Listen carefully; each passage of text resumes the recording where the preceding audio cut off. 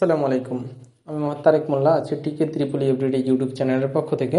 যারা এখন আমার চ্যানেলটি সাবস্ক্রাইব করেন নাই সকলকে সাবস্ক্রাইব করার জন্য অনুরোধ করা গেল।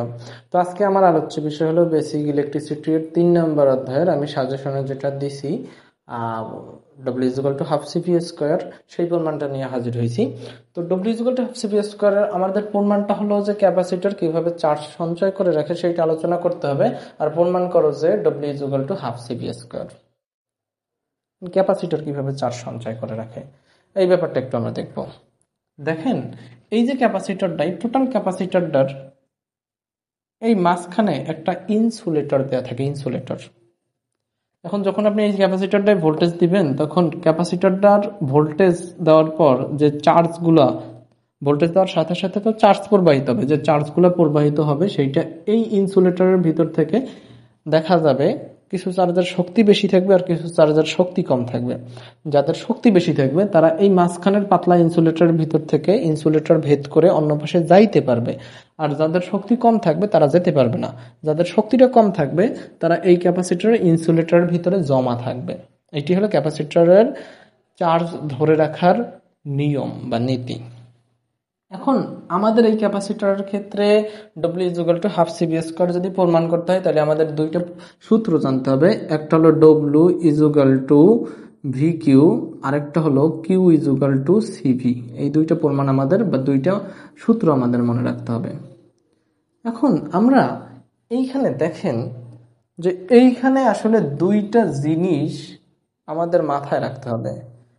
একটা কথা হলো যে এইখানে দেখেন একটা ক্যাপাসিটর লাগাইছি আর একটা ভোল্টেজ সোর্স দিয়েছি, একটা ব্যাটারি লাগাইছি, দুইটা জিনিস লাগাইছি, একটা ক্যাপাসিটর আর একটা হলো ব্যাটারি। এখন এই যে ক্যাপাসিটরটা, এই ক্যাপাসিটরটার মান কখনো পরিবর্তন হবে না, কারণ ইটস অ্যাজ এ কম্পোনেন্ট। এই যে ভোল্টেজ সোর্স, ভোল্টেজ সোর্সের মান কখনো পরিবর্তন হবে না, ক্যাপাসিটরের মান পরিবর্তন হবে না, ভোল্টেজ সোর্সের মান পরিবর্তন হবে না, কারণ দুইটাই আমি কম্পোনেন্ট হিসেবে দিতে পারি। অর্থাৎ বাজার থেকে ক্যাপাসিটর কিনে আনছি, ওই ক্যাপাসিটর মান কখনো পরিবর্তন হবে না যতক্ষণ একটা নতুন ক্যাপাসিটর না আনবো। বাজার থেকে একটা ব্যাটারি কিনে আনছি, ওই ব্যাটারির মান কখনো পরিবর্তন হবে না যতক্ষণ পর্যন্ত আমি না একটা নতুন ব্যাটারি কিনবো। বুঝছি? তার মানে কম্পোনেন্টের মানের কখনো চেঞ্জ হয় না। তার মানে আমরা বুঝতে পারতেছি এই যে সি এবং ভি, দেখেন আমরা লাল কালি দিয়ে লেখছি, তার মানে এই মান দুইটা কনস্ট্যান্ট, কখনো পরিবর্তন হবে না। কিন্তু এই যে কিউ, চার্জ, সময় যত যাবে চার্জের পরিমাণ তত বাড়বে। তার মানে চার্জটা পরিবর্তনশীল, সময়ের সাপেক্ষে চার্জ পরিবর্তনশীল কিউ। এবং এই যে ভোল্টেজটা দ্বারা বোঝানো হচ্ছে ক্যাপাসিটরের ভোল্টেজ, তার মানে এই ক্যাপাসিটরের ভোল্টেজটাও পরিবর্তনশীল। অর্থাৎ নীল দাগ দিয়ে যে দুইটা লেখছি ওই দুইটা পরিবর্তনশীল, আর লাল দাগ দিয়ে যে দুইটা লেখা হয়েছে ওই দুইটা হলো অপরিবর্তনশীল। এখন দেখেন আমরা এইখানে ডিফারেন্সিয়েশনে আসি। দুইটা ফরম্যাট, ডিফারেন্সিয়েশন এবং ইন্টিগ্রেশন। ডিফারেন্সিয়েশনের ফরম্যাট নিয়ে আপনার কোনো ঝামেলা নাই, কিন্তু ইন্টিগ্রেশনের ফরম্যাট নিয়ে আমরা একটু আলোচনা করব পরবর্তীতে। আগে ডিফারেন্সিয়েশনের ফরম্যাটটা বুঝি। এই ক্যাপাসিটর আসলে দুই টাইপের কাজ করতে পারবে, একটা সর্বনিম্ন কাজ আর একটা সর্বোচ্চ কাজ। সর্বনিম্ন কাজ যদি বের করতে হয় তাহলে আপনার করতে হবে ডিফারেন্সিয়েশন, আর সর্বোচ্চ কাজ বের করতে হলে আপনার করতে হবে ইন্টিগ্রেশন।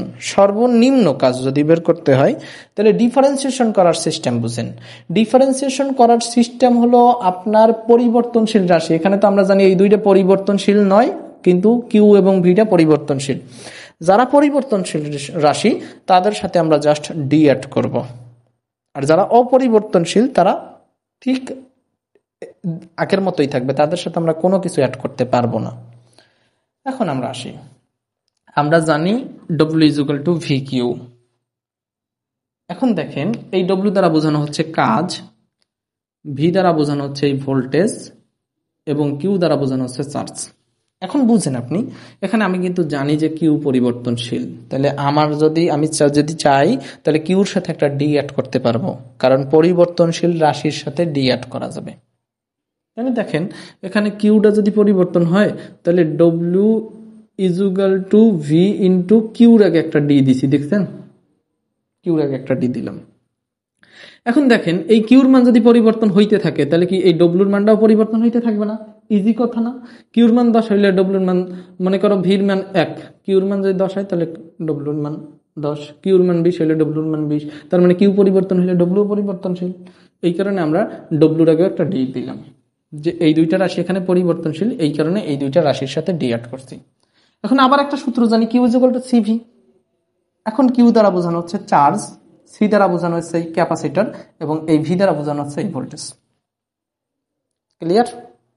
এখন আমরা বলতে পারি কিউ তো পরিবর্তনশীল, তাহলে মানে একটা ডি অ্যাড করলাম, সির জায়গায় সি থাকলো, এই ভিটা পরিবর্তনশীল, তার মানে ডি অ্যাড করলাম। যে দুইজন পরিবর্তনশীল জাস্ট তাদের সাথে ডি অ্যাড করলাম। এখন আমরা বলতে পারি 1 নম্বর সমীকরণে ডিকিউর মান বসাই। দেখেন 1 নম্বর যে সমীকরণটা, এইখানে কিন্তু এই ডিকিউ আছে, এই ডিকিউর স্থানে আমরা ডিকিউর মানটা বসাবো। ডিকিউর যদি মান বসাই তাহলে দেখেন 1 নম্বর সমীকরণে DW is equal to V এর জায়গায় ভি, ডিকিউর স্থানে বসবে ডিকিউর মান সি ডিভি, তাহলে ডিকিউর স্থানটাতে বসলো সি ডিভি। তাহলে এটা সাজাইলে আপনি লিখতে পারেন সিভি ডিভি, সিটারে আগে আনলাম, ভিটারে পরে নিলাম, সিভি ডিভি। এই আমার ডিফারেন্সিয়েশনের কাজ শেষ। এই ক্ষুদ্রতম কাজ পাইলাম, ক্যাপাসিটর মিনিমাম যতটুকু কাজ করতে পারবে। এখন সামগ্রিক বা মোট কাজ যদি বের করতে যাই তাহলে আমার ইন্টিগ্রেশন করতে হবে।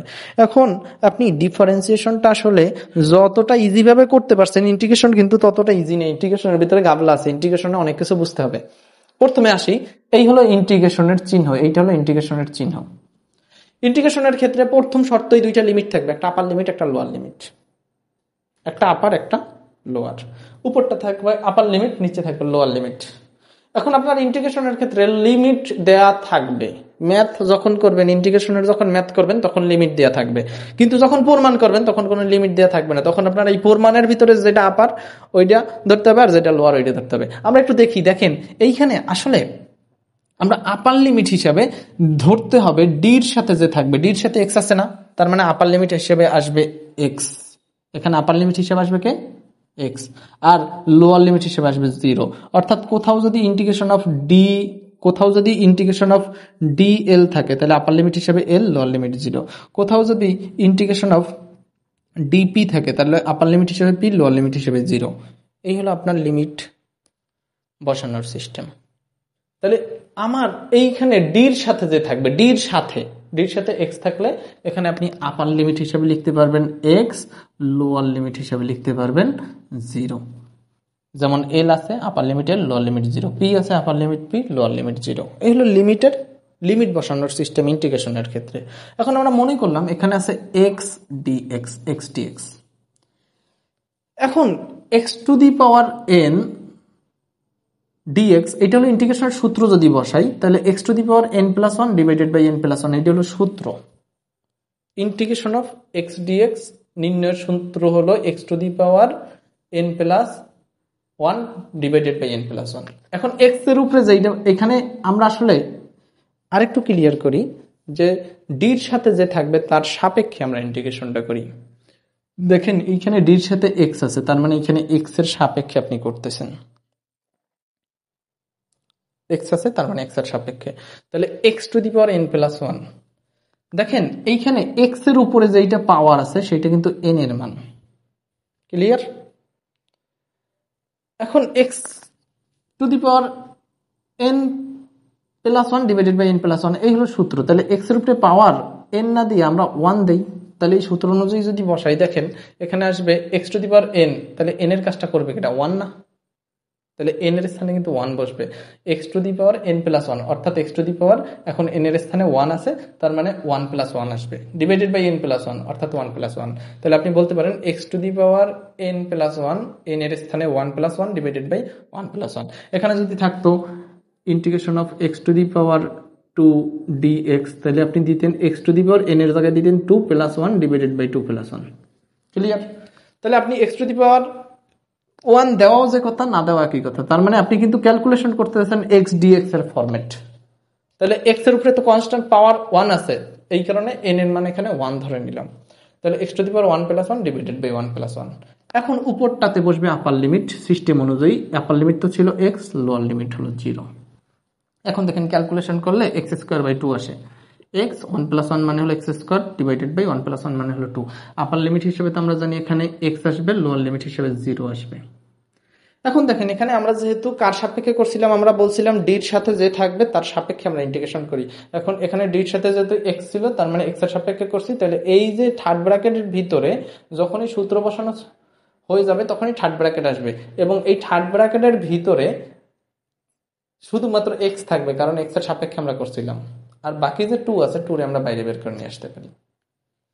2 বাইরে বের করলে 2 তো ভাগ অবস্থায় আছে, তার মানে এটা হাফ হিসেবে বের হবে। তাহলে ভিতরে থাকবে শুধু এক্স স্কোয়ার, উপরটাতে আপার লিমিট থাকবে এক্স, লোয়ার লিমিট থাকবে 0।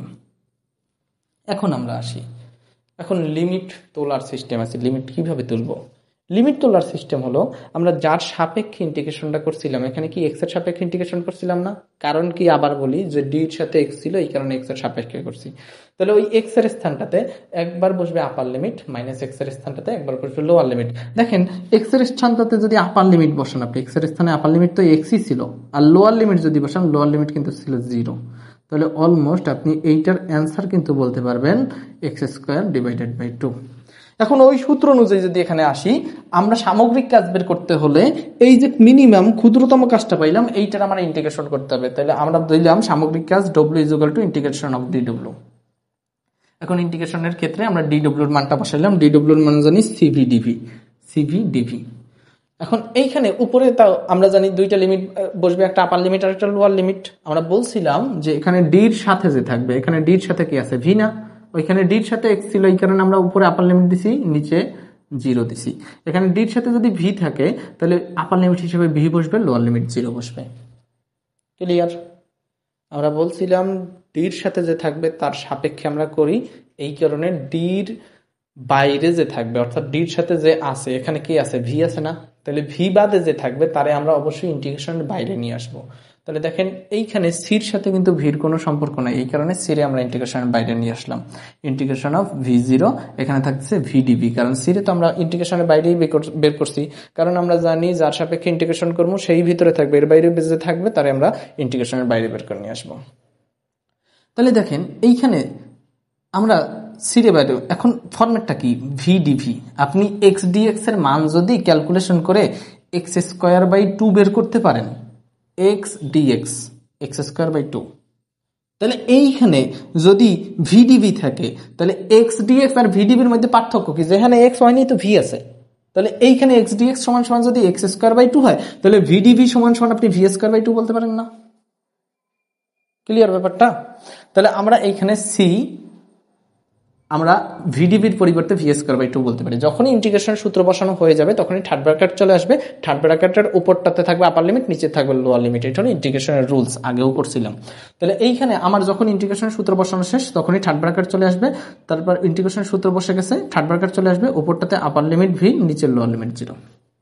এখন দেখেন আমরা যেহেতু ভির সাপেক্ষে, এখানে ডির সাথে ভি ছিল, ভির সাপেক্ষে যেহেতু আমরা ইন্টিগ্রেশনটা করছিলাম, তাহলে এইখানে শুধুমাত্র সমীকরণের ভিতরে থার্ড ব্র্যাকেটের ভিতরে ভিরেই রাখবো। তাহলে 2 আমরা বাইরে বের করে নিয়ে আসি, 2 যেহেতু এখানে ভাগ হিসেবে আছে, তার মানে ও বাইরে বের হলে হাফ হিসেবে বের হবে। তাহলে হাফ, এখানে সি আছে ভিতরে, যেহেতু 2 বাইরে বের করে নিয়ে আসছি, শুধু ভি স্কোয়ার থাকবে, উপরটাতে আপার লিমিট, নিচে লোয়ার লিমিট। আমরা লিমিট তোলার সিস্টেম বলছিলাম যে যার সাপেক্ষে আমরা ইন্টিগ্রেশন করছিলাম, ওই স্থানটাতে একবার আপার লিমিট বসবে, মাইনাস একবার লোয়ার লিমিট। আমি আবারও বলি, যার সাপেক্ষে আমরা ইন্টিগ্রেশন করছি ওই স্থানটাতে একবার আপার লিমিট, মাইনাস একবার লোয়ার লিমিট। তাহলে এখানে যেহেতু ভি এর সাপেক্ষে আমরা ইন্টিগ্রেশনটা করছিলাম, তাহলে ভি এর স্থানটাতে একবার আপার লিমিট বসবে, মাইনাস একবার লোয়ার লিমিট বসবে। তাহলে ভি এর স্থানটাতে আপার লিমিট বসাইলে কিন্তু ভি বসবে, তাহলে ভি এর স্থানে যদি ভি বসে, তাহলে ভি এর স্থানে ভি বসছে, স্কোয়ারের স্কোয়ার আসছে, মাইনাস ওই স্থানটাতে একবার লোয়ার লিমিট বসে, লোয়ার লিমিট কত, 0 না? তাহলে 0 যদি ভি এর স্থানে বসে, তাহলে 0 বসলে ভি এর স্থানে স্কোয়ারের স্কোয়ার। তাহলে আপনি এটার ক্যালকুলেশন করলে অলমোস্ট হাফ সি, এখানে ভি স্কোয়ার থাকে, হাফ সি ভি স্কোয়ার। তাহলে আপনি বলতে পারেন W is equal to half C V square. এই কনসেপ্টটা একটু কঠিন, বোঝাটা একটু কঠিন, কারণ আমরা আগে থেকে ডিফারেন্সিয়েশন বা ইন্টিগ্রেশনের সাথে সম্পৃক্ত ছিলাম না, এই কারণে কনসেপ্টটা বোঝা একটু কঠিন। আসলে 2-3 বার করলে আমার মনে হয় আপনি আয়ত্ত আনতে পারবেন, কোনো ঝামেলা হবে না ইনশাল্লাহ। তো সময় দিয়ে সাহায্য করার জন্য ধন্যবাদ। আজকে এই পর্যন্তই, আল্লাহ হাফেজ।